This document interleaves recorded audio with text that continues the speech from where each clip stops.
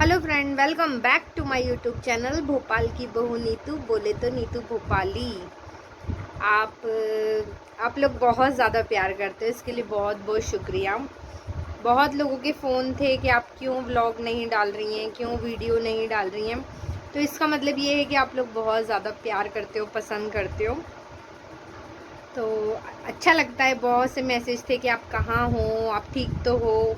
नेहा तक मैसेज गए कि नेहा से पूछा जा रहा है कि नीतू दीदी क्यों वीडियो नहीं लगा रही हैं, क्या हुआ, क्या प्रॉब्लम है करके। तो बात कुछ ऐसी हुई थी, मतलब जो मैं आज आप लोगों के सामने ज़िंदा बैठी हूँ ना, तो वो शायद मुझे दूसरी ज़िंदगी देने वाली थी मेरी बुआ जी। मेरी दो बुआएं हैं, एक इंदौर में है और एक गांव पर है। तो जो मेरी छोटी बुआ है ना, वो मुझसे बहुत ज़्यादा प्यार करती हैं, मतलब बहुत ही ज़्यादा प्यार करती हैं, बहुत बहुत बहुत। तो सबसे पहले मैं आपको स्टार्टिंग से ही बताती हूँ ना, तो मतलब मेरी शादी के बाद अब थोड़ा सा क्या, मुझे पहले हर चीज़ में मतलब उनका बहुत सपोर्ट रहा है मेरे साथ में। कुछ जिद भी करती थी तो मैं उनसे करती थी, मुझे कुछ चाहिए भी रहता था तो वो हर मतलब कहते ना, हर इच्छा पूरी करती थी मेरी, और बहुत ज़्यादा फ़िक्र भी करती थी।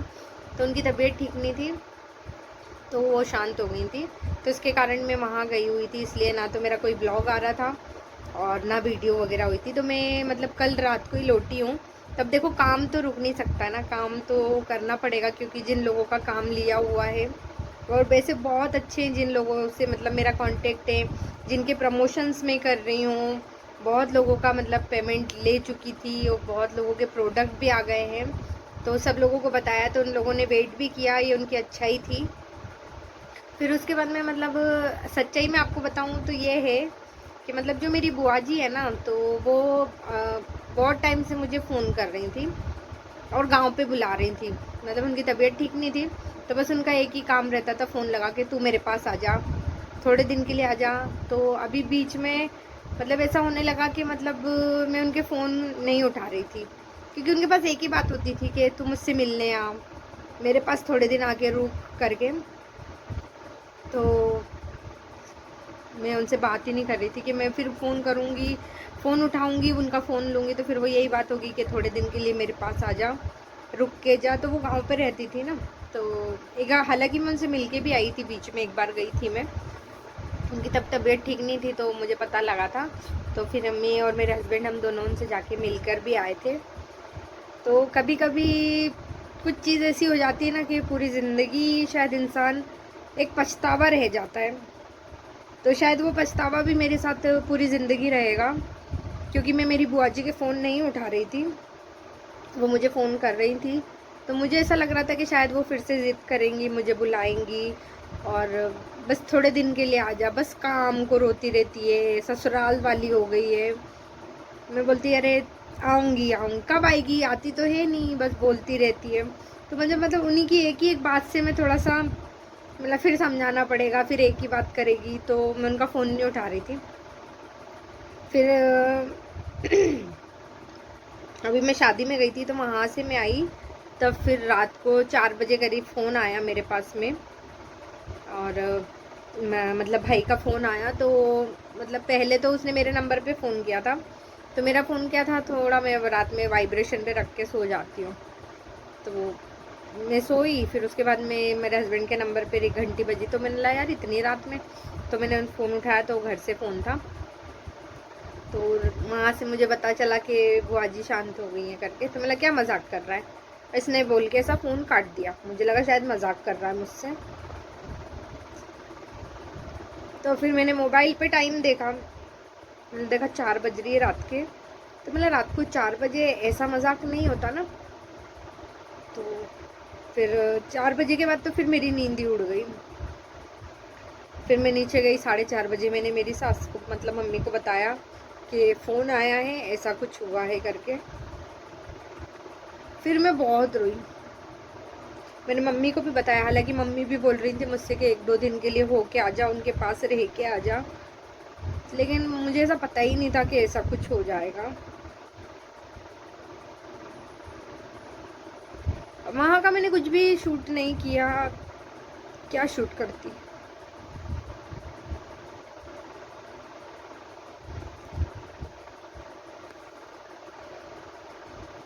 मेरी बुआ जी मुझसे इतना प्यार करती थी ना, मतलब मैं बुआ बोलती थी उसको, और ऐसे तू कारे से बात करती थी। अभी आप लोगों के सामने बोलूँगी तो बहुत लोग ध्यान देने आ जाएंगे कि बड़ी है ऐसे बात का, मतलब मैं बुआ तू ऐसा कर ले, तू मतलब शुरू से ऐसी बात की थी, तो मैं उनसे बात भी उसी तरीके से करती थी।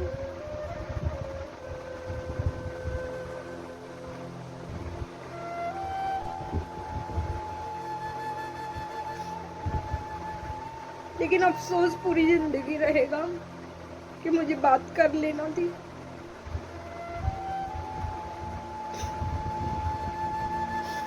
मुझे वहां जाके पता चला कि वो बहुत, मतलब बता रहे थे सब लोग कि तुझसे बात करने के लिए बहुत तड़प रही थी वो।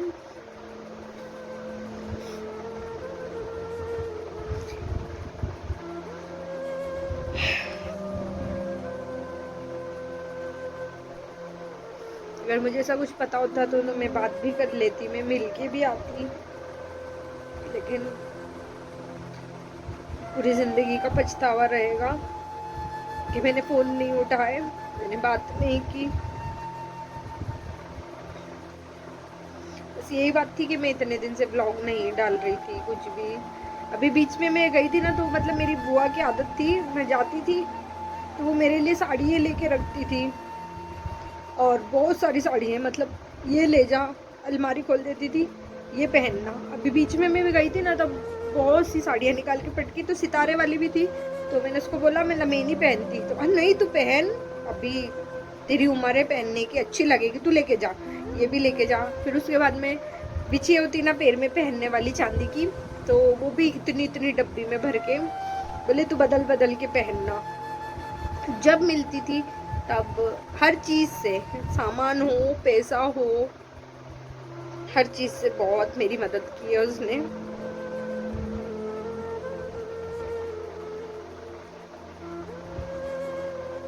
बस यही रीजन था कि इतने दिन से ब्लॉग नहीं जा रहा था, और अच्छा लगा आप लोग भी प्यार करते हो, पूछते हो कि आप कहाँ हो, ठीक तो हो करके। सिर्फ इसी के कारण मैं ब्लॉग नहीं डाल पा रही थी, अभी आई हूँ, लेकिन काम है लोगों के, वो तो पूरे करना पड़ेंगे ना, काम लिया है तो अब बहुत टाइम भी हो गया लोगों का। सब ऐसे देखो प्रोडक्ट भी ऐसे पड़े हुए हैं, ये सारे पार्सल पड़े हुए हैं, ये साड़ियाँ रखी हुई हैं, बहुत सारी चीज़ें हैं ऐसी, तो जिन्होंने भेजा है उनका भी काम करना पड़ेगा ना, तो वो लोग भी बहुत ज़्यादा वेट कर रहे हैं, तो करेंगे काम में फिर से लगेंगे, लेकिन अफसोस पूरी ज़िंदगी रहेगा।